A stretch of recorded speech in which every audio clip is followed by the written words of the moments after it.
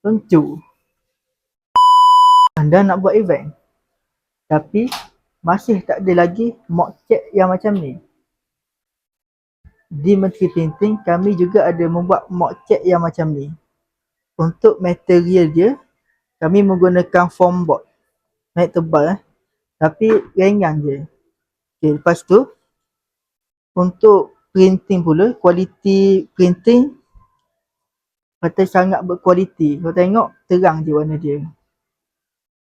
Okay, lepas tu, anda juga boleh custom design anda. Contoh anda nak letak logo ke apa semua ke, boleh. Bagi tahu je kami.